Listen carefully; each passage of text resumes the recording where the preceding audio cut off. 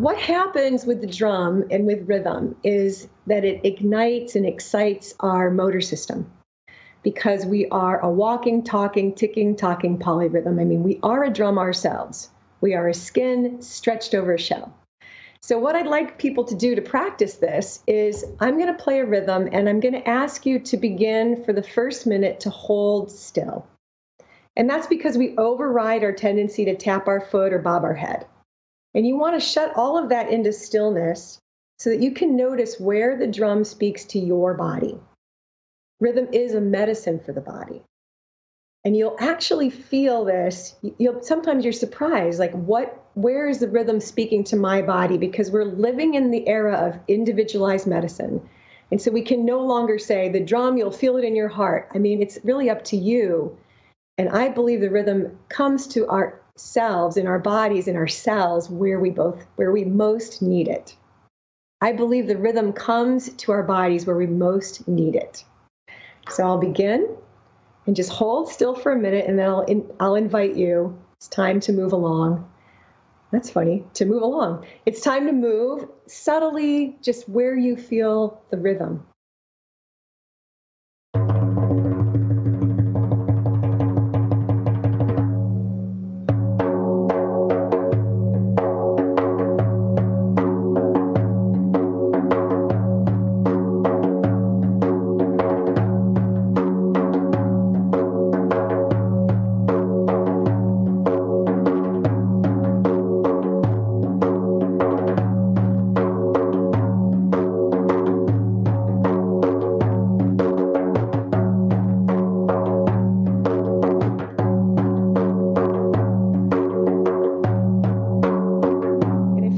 The rhythm in your body, go ahead and move along.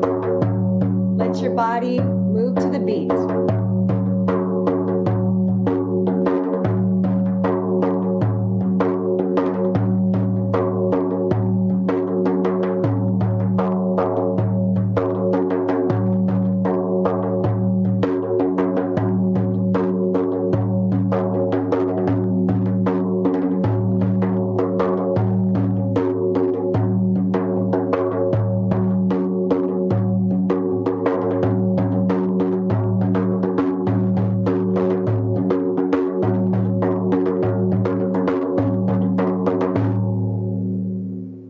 Take a breath.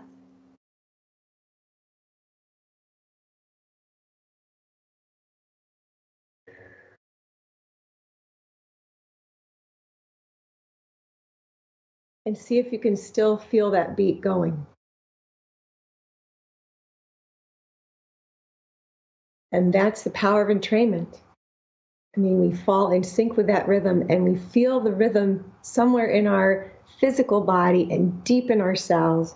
And as we move, whether it's subtle or large, we connect with that rhythm. And that's something I'm bringing into the course, is the embodiment of rhythm. So Ashe. Ashe is a saying from the Yoruban tradition and in the Afro-Brazilian and Afro-Cuban, which means the creativity in me honors the creativity of you. Like namaste, but for creativity, Ashe. Ashe. I love it. Well, it was interesting to as a practice to kind of sense first where the rhythm starts to move. And is there a logic about what needs to move and open our body? Is it more about like what particular beats correspond to different parts of our body? I'd love for you to share a little bit more about that. Absolutely. Great question. There's a lot of difference between tempo changes. We all know that in our lives. Sometimes it's hard to slow down. For me, for many years, it was hard to meditate. But I found that if I drummed and then sat still afterwards, like we just did in that practice, I could sort of feel myself just land in the quiet and the stillness, because rhythm and stillness are polarities. So they help balance each other, and they're actually drivers towards one another. I also find that the 6/8 rhythm moves your hips and the 4/4 rhythm moves your feet. I'll do a quick demo of those. And some would say the feminine is the 6/8 and the masculine is the 4/4. So it's fun because in many world traditions, and we'll be learning world rhythms in our course, you have the polyrhythms of the 4 and the 3 dancing together. It's the weaving of the masculine and feminine. So here's something that often makes you feel more like swaying. We know that from skipping. Skipping is also that groove.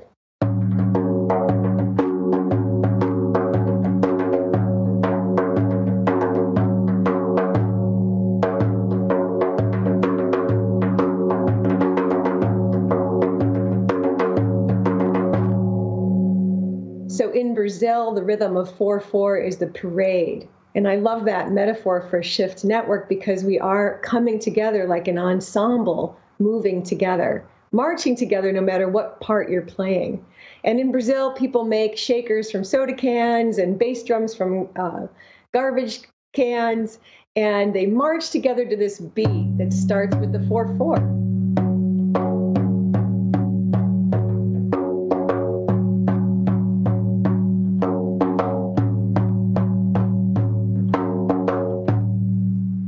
And then is the whole topic of healing rhythms. I mean, one thing that happens with the drum is it has vibration, and you can use any drum in this course, but especially with the frame drum, if I hold it over my heart, that rhythm, that sound, vibration comes over my body, and I create a drum massage. So I can actually drive that interaction of my body and the drum through where I position it, how I position it over my body.